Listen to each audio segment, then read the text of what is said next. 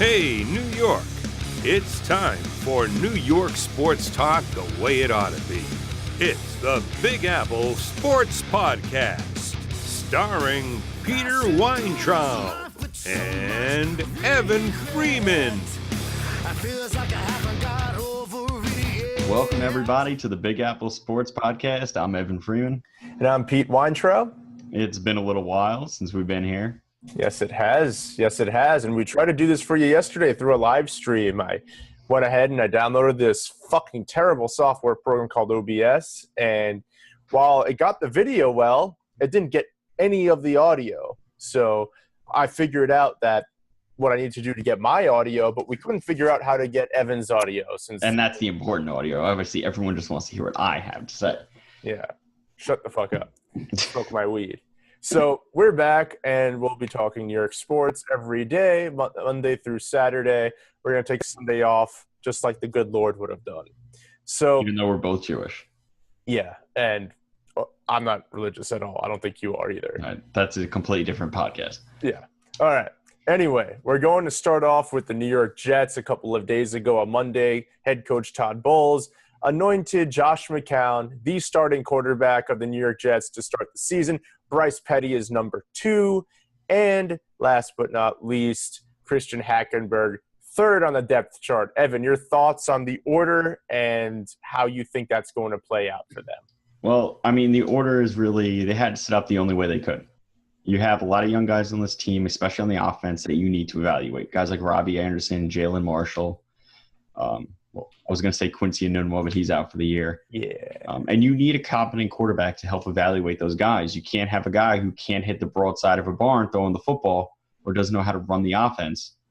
If you need to set up the whole team. And the big problem with Hackenberg was that he couldn't do anything.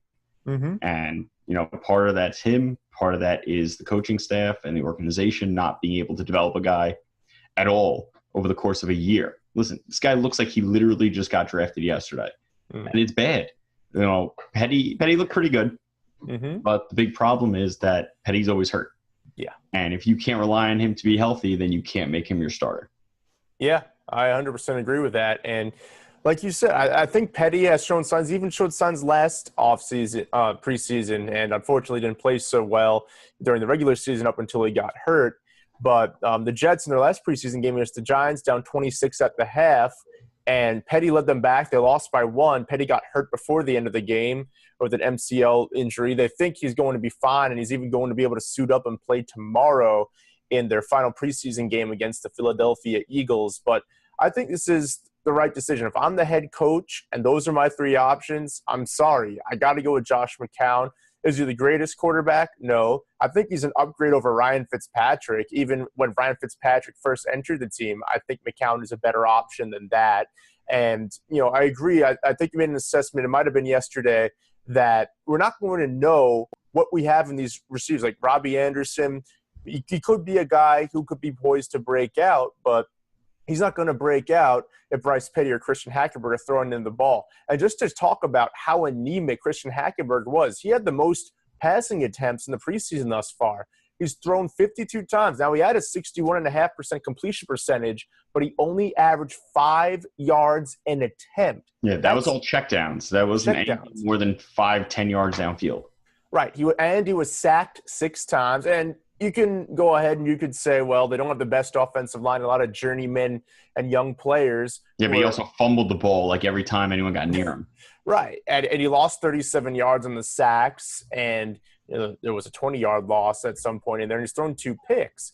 Otherwise, you're looking at the ratings from Petty and McCown. Petty completing 67% of his passes, 3 touchdowns, 1 interception. I get it. That's against second and third stringers. But he showed a lot of poise. And you're down 26. It doesn't matter if it's a preseason game, a regular season game, a playoff game, or even a pickup game. When you're down by that much at the half, you're getting your asses beaten in. And the fact that they were able to make it interesting down the stretch against a Giant team that's pretty deep defensively, even looking at some of the guys that are fringe players who may or may not make the roster, I thought that was pretty good. But obviously, yeah, Josh McCown's the right bet. If they want to have any hope of winning any games this year, McCown's got to be on their head. And obviously, he's going to be on a short – Do we really want them winning any games this year? No, we don't. But and I think they're going to surprise people early on because in their first, let's see, 1, 2, 3, 4, 5, 6, 7 games, they have 3 winnable games against the Bills, who have completely traded away everyone. They have a game against the Jaguars and Browns back-to-back weeks. They could actually potentially win 2 in a row. But then they face the Patriots and the Dolphins and the Falcons, and it's all downhill from there. The only weak team they play the rest of the season, and by weak I mean really weak, are the Bills and maybe the Chargers at the end of the season. But we're looking at a team, Evan, who I think they're not going to win more than 4 or 5 games, and even that might be pushing it. No, I'd be shocked if they won 5 games. I'm saying 3 or less. Yeah. They just don't – there's nothing on the offensive side of the ball. And as good as you think this defense is, there's a lot of young guys. There's no shutdown corner.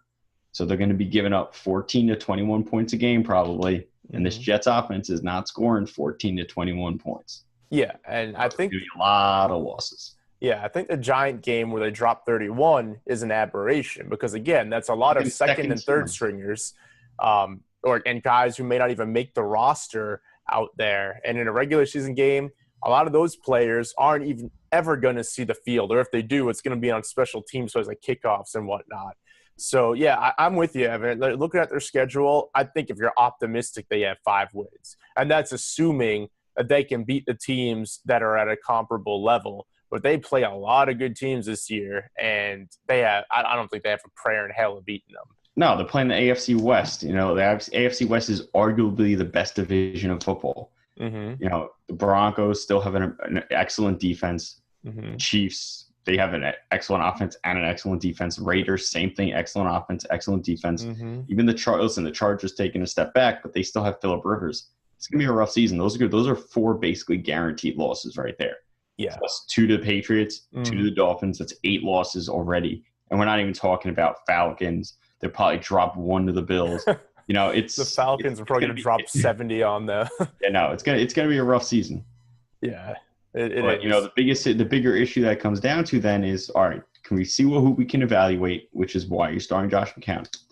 And then even if they get the first pick in the draft, are they going to be able to develop this guy? There's no offensive line. You have Matt Forte, who's probably in one of his last 2 years in the NFL. And this, like I said in my article on Hub Pages, which can be found on our Facebook page, the link, that the Jets have a history of not being able to develop young quarterbacks. Mm-hmm. They don't have the personnel in place.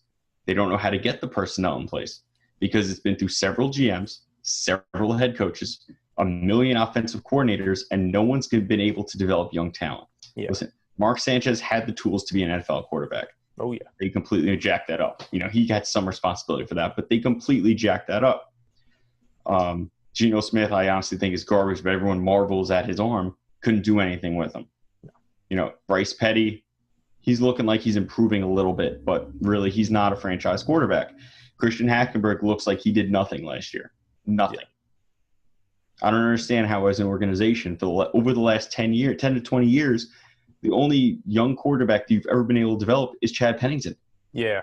And he was a serviceable quarterback. He wasn't a franchise quarterback. No. He's a fan favorite. I love Chad Pennington. Yeah.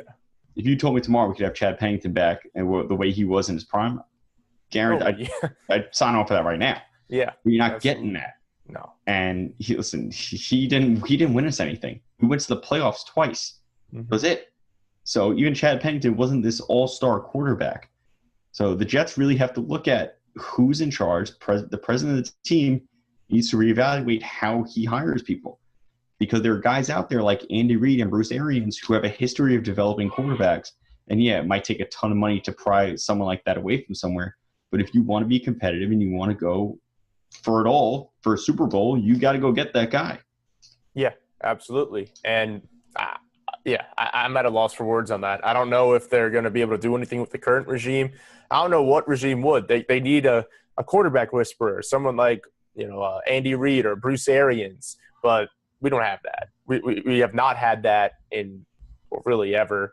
And it doesn't look promising on the young QB front for the Jets. So, we're both calling it. I think, 3 to 5 wins is realistic. And like Evan said, it could be less. And time will tell if they're able to really beat anybody. So moving on to across the locker rooms to the Giants. So a lot more optimism on that side of the ball, though. Odell Beckham with an ankle injury, they say he's prepping to play on opening day, but they're not sure. So, Evan, what are your thoughts on the Beckham injury, and how could this hinder the Giants' offense or even their hopes of going deep into the playoffs? Honestly, I think if Odell Beckham is 100%, they don't have to worry about it. But if this is a nagging thing where he comes back at 75% week one and keeps aggravating it every single week in practice and by playing on it on Sunday, it's going to be an issue for the Giants. The Giants caught a break with the Zeke Elliott suspension. All right, the Cowboys are going to struggle. You have a young quarterback and you're losing a top 5 running back. That's going to hurt. So the Giants need to take advantage of that. So if I was in charge of the Giants, if Odell came to me, he's like, listen, I'm 80% week one, be like, you're sitting. Mm-hmm. You'll play week 2.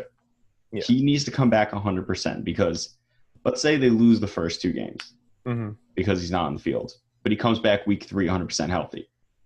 Yeah, 14 games left. 12-win team. Sure. They have enough skill on offense. Listen, the offensive line is very shaky. They have decent running backs, but obviously they know where to run. They have an excellent defense. And if they go after Joe Hayden, who was released today by the Cleveland Browns, that can make them even better on defense. Oh, yeah. So I think he has to come back 100%. You have to hold him out if he's not 100%, because what's going to happen is someone's going to go after that ankle. Mm-hmm. He comes back. He's reported as probable the day before, comes out and plays with his ankle taped up. Someone's going to take a shot at him. Oh, yeah. He's made a lot of enemies. People do not like his style. They don't like the way he parades around. He's an immature little shit. He's very talented, but he's an immature little shit, and people don't like that. Right. Yeah, I agree. He's a very, very, very integral part of their offense because, like you said, they have no line. Eli doesn't have a lot of protection. He's not exactly the most mobile quarterback. In fact, he's probably the least mobile quarterback in the NFL. And their line is garbage. Eric Flowers, they keep trying him out at different positions. He sucks.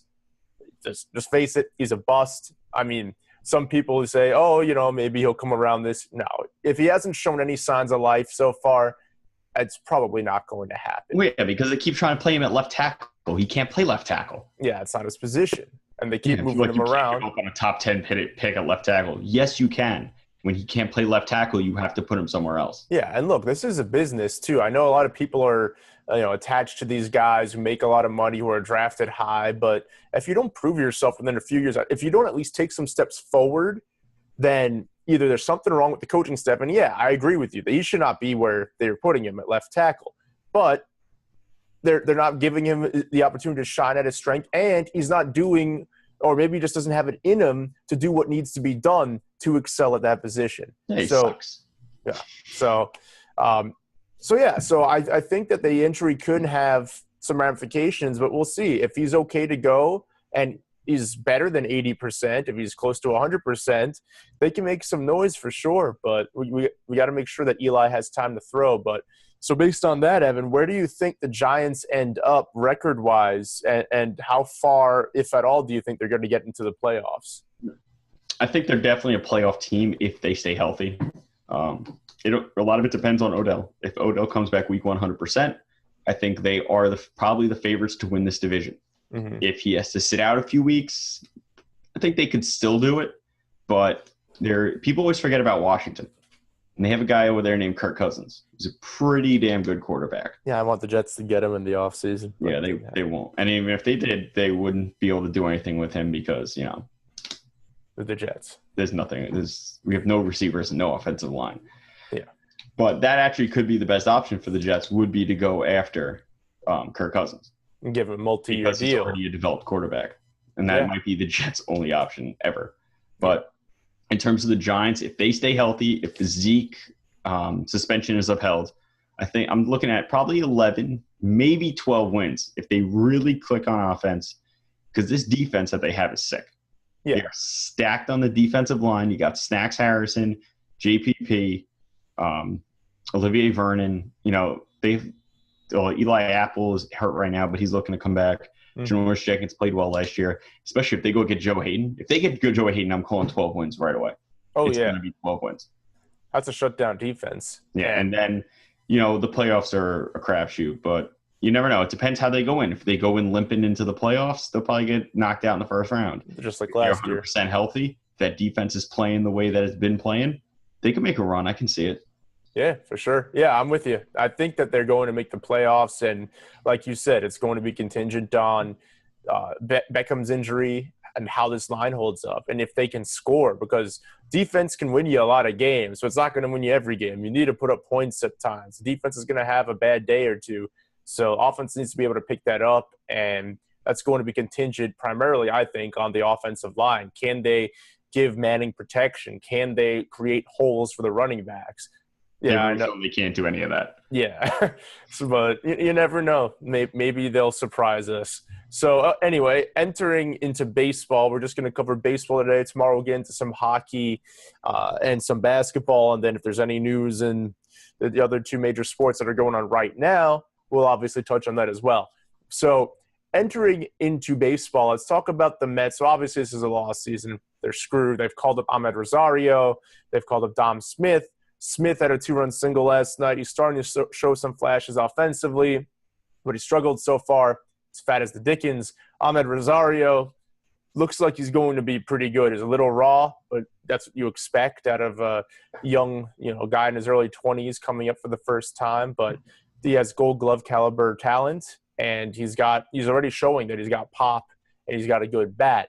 The issue, though, Evan, and this happened last year too, they got into the playoffs by the skin of their teeth, thanks to some acquisitions and James Loney and Kelly Johnson, guys who did not even get on a major league roster this year, was that they have had so many debilitating injuries to prime players. Cespedes last year, Cespedes even more so this year.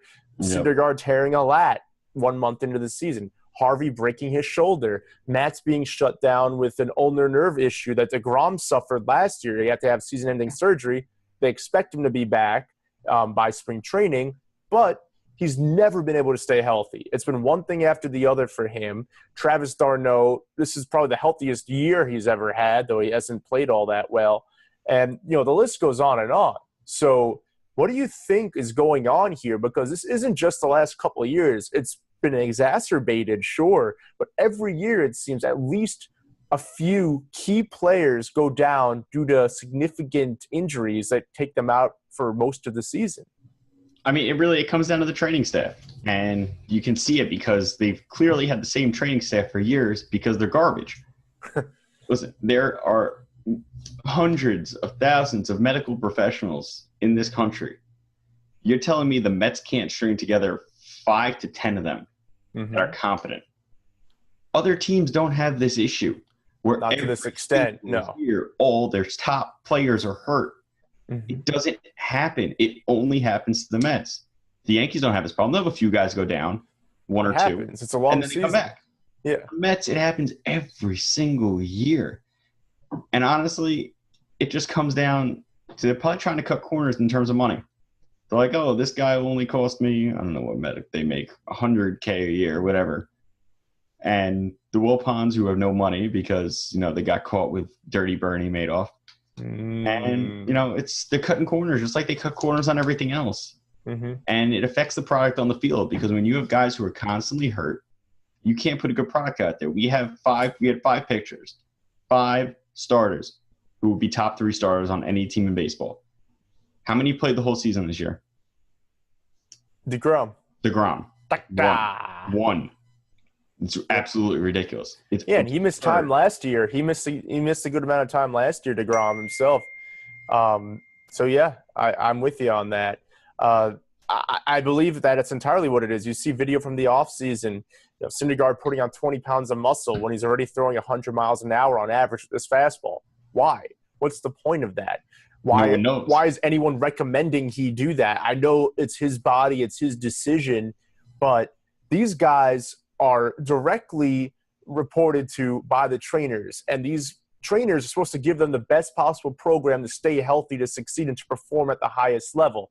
If I'm a trainer, and by the way, that's part of what I do for a living, I would never tell a guy like Noah Syndergaard to put on more muscle because you throw 100, you're lean, you're throwing free and easy at 100. It's not like you're exerting every ounce of strength you have to do it. What's the point? Same with Cespedes. You're a 30 to 40 home run hitter already. Why do you need to put on more muscle? Why are you squatting 600 pounds? And he's 31 years old. Yeah. Why are you doing that at 31 when you're already a 30 home run hitter? Why are you squatting 600 pounds in the offseason for a special for ESPN? Maybe to show off to the reporter, maybe? I don't know. But why? Why do you need to show off? It doesn't make any sense. It doesn't. It's an organizational issue. It's like with the Jets. It's organizational. And these are the teams that we've chosen to follow.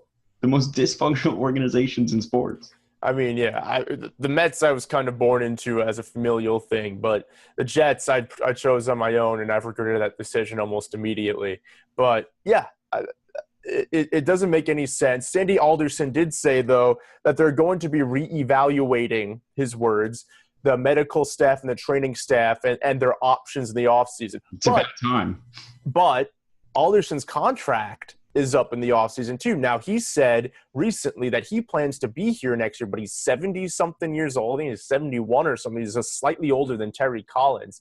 How much longer is he going to do this? And even though he says he's planning for next year, let's say Alderson doesn't re-sign with the Mets. What happens if another GM comes in and ownership is like, look, we don't have a lot of extra money. We'd like to put the money into the players, not into the training staff. So maybe keep these guys again. Because these guys have outlasted like 5 different managers and 3 GMs. It doesn't make any sense. So I'm hoping that Alderson stays on board, or whatever happens in that capacity, they at least make some changes so it's more competent. Jesus Christ with that. Now then, moving on to the Yankees. So Yankees have had some struggles since the All-Star break. They've been hot. They've been cold. Aaron Judge has struggled immensely. He's in the process of getting a couple of days off. Joe Girardi's working in Greg Bird and Starlin Castro, who have come back from injury. Castro having a phenomenal year. Bird was not doing well before he got hurt earlier in the year, and it took a lot longer than expected for him to come back. But Aroldis Chapman has struggled in the closer role, so much so to the point that he's now no longer the one closer they have. They have kind of like a closer by committee situation going on. So what are your thoughts on the Yankees? Because they're only 3.5 back in the division. At least that was as of yesterday. Let me update this. 4.5 back after yesterday's loss, excuse me. So what do you think their chances are of catching the Red Sox? I mean, we still do have a little over a month left. I mean, it's not good, but it's not impossible. If you can get Aaron Judge to pick it up, if you can get Aroldis Chapman to start pitching the way he needs to pitch, you're going to win those close one-run games, which they were losing. Mm-hmm. And if you win those one-run games, you can make up ground on Boston. Yeah. Am I going to say definite? No. I think they're definitely a playoff team unless they implode. Yeah. But I wouldn't say that they're definitely going to catch Boston. It's definitely possible, but you need Aaron Judge to pick it up. Aaron Judge was a big reason why this team was so successful in the first half. And obviously he's not going to hit the way he was hitting then because he was record-breaking pace. It's ridiculous, yeah. Yeah, he's not going to do that. But he needs to be functional. He can't be striking out every single time he's up. It's late in the game. We're down 1 run. You can't have that. That's that with A-Rod at the end of his career. Essentially. Yeah. So, if Judge picks it up, and definitely if Chapman, I think if you at least have Judge pick it up, I think then they have a good chance. But if you have Judge and Chapman, I think that gives them a better shot at not only catching the Red Sox, but trying to make a run in the playoffs. Because honestly, even if they're a wild card team, listen, you have the 1-game wild card game, but if Judge gets hot, he can carry this team deep into the playoffs like Daniel Murphy did for the Mets. Mm-hmm. So, listen, Yankees fans, don't get too crazy on either end. You got to see what happens over the course of the next month before you talk about where they're going in the playoffs. Right. But I think they're definitely a playoff team, but they need Judge to get hot. Yes. He's not going to get as hot as he was, but they need him to get at least a little hot. He's got to be able to pick it up. This striking out all the time is not working. No, it's not. And, yeah, I think that, if they're able to right the ship, I think with Judge, it was one of those things where he made an adjustment to the league in terms of what they were doing to him last year, but they then readjust to him. Baseball is all about adjustments. Pitchers, they'll find a hole in your swing, and when they do, they're going to attack it. So he's got to make the adjustment. I think he's athletic enough to do it. I mean, he made the adjustment. He looked at tape, and he worked hard in the offseason, made a tweak to his swing, and he had that phenomenal first half. So I think, he can right the ship, but hopefully he can right it in time. The offseason is a long time. It's like 4 months. So he had a few months to really figure things out before spring training.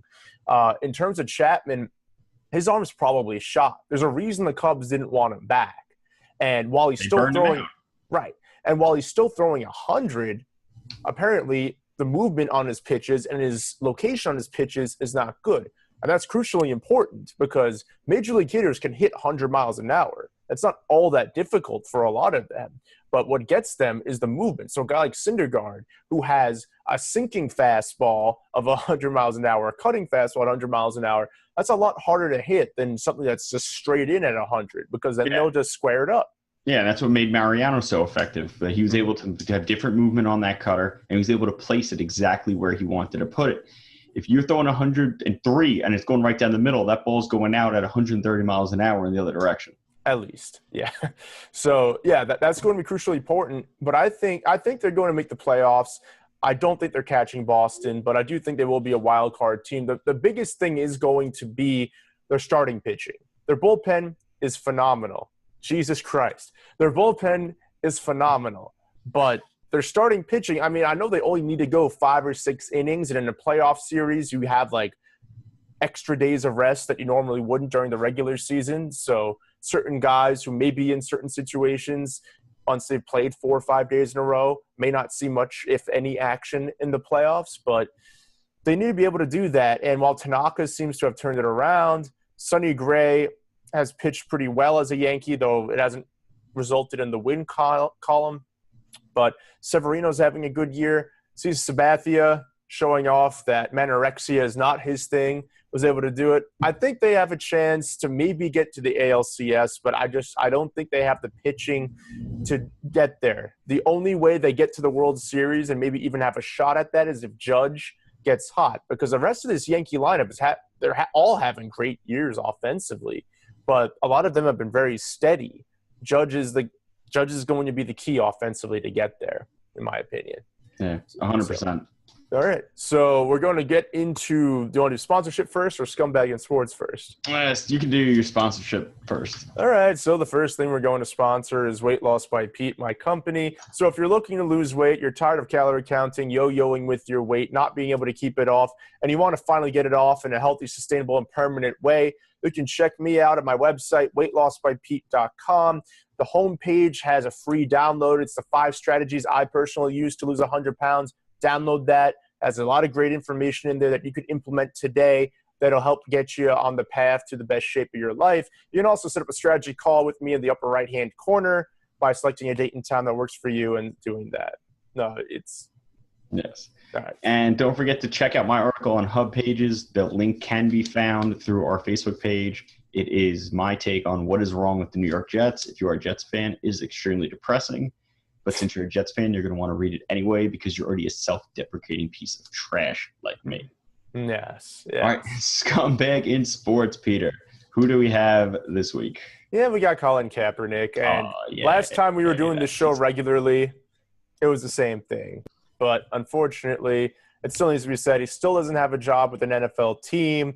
NAACP held a rally outside NFL headquarters in Manhattan last week to try to get him there. Apparently, there were even some NYPD cops, which I didn't understand why the hell they're helping his ass, kneeling during the fucking anthem. But, yeah, I'm not a fan of his at all. And I think LaShawn McCoy, Evan, summed it up best. My light fell. You see, he summed it – fuck it. He summed it up best when he said that, look, there's 2 reasons that owners don't want him. And ESPN is going to town on the one reason. The first reason is that he's a distraction and he's a divisive character. His views, while supported by some, like Marshawn Lynch, that's an asshole for a whole other time, they'll be on his side. But the other half, who respect the police and who see that some of the people that this other side is supporting are not necessarily the best people, they're going to be against it. So you're splitting a locker room down the middle. You're splitting an organization down the middle because a lot of people, coaches, front office, a lot of people work with these players. And on top of that, you're going to divide up a fan base. It's not worth the distraction. He's not Aaron Rodgers. He's not Tom Brady. He's not even really a serviceable quarterback. The offense needs to be designed around him, as LaShawn McCoy pointed out in the video interview that he did. So I honestly don't see what the big deal is. The dude has made tens of millions of dollars already in his career. Oh, he blew all that shit. Probably. I mean, he is doing a nice thing by donating $100,000 a month or so. Some are saying it's just a tax write-off. Who knows his real motivation? He's a scumbag. Who knows his real motivation? He did this whole thing because his girlfriend encouraged him to. She's the one who gave him the idea to kneel for the anthem. Listen, this guy doesn't even vote. He doesn't really give a crap. This is all for publicity, trying to make a name for himself. He's an asshole. He should just go away. Yeah. Unfortunately, though, with Paxton Lynch going down for the Broncos, he's been linked there, but nothing official yet, and we're hoping that it stays that way. So, with that said, we're going to try to do this again, like I said at the beginning, every single day for you. We're going to try to figure out how to do it live, but unfortunately, like I said yesterday, we tried, we failed, and I don't believe that a software exists yet that will enable us to do that, at least not one that I've been able to find or afford. So for that, I am Pete Weintraub. I'm Evan Freeman. Don't forget to check us out on social media, Instagram, Big Apple Sports Podcast, and on Facebook at facebook.com/Big Apple Sports Podcast. Also YouTube, right? Yeah, YouTube. I believe it's youtube.com. Just search Big Apple Sports Podcast. It'll come up. Yeah, absolutely. I think we actually have the domain set up. And lastly, we'll have a website upcoming soon, both with podcast episodes as well as blog posts that we've either written elsewhere or just for the site. So for that, I'm Pete Weintraub. I'm Evan Freeman. See you Talk to you guys tomorrow.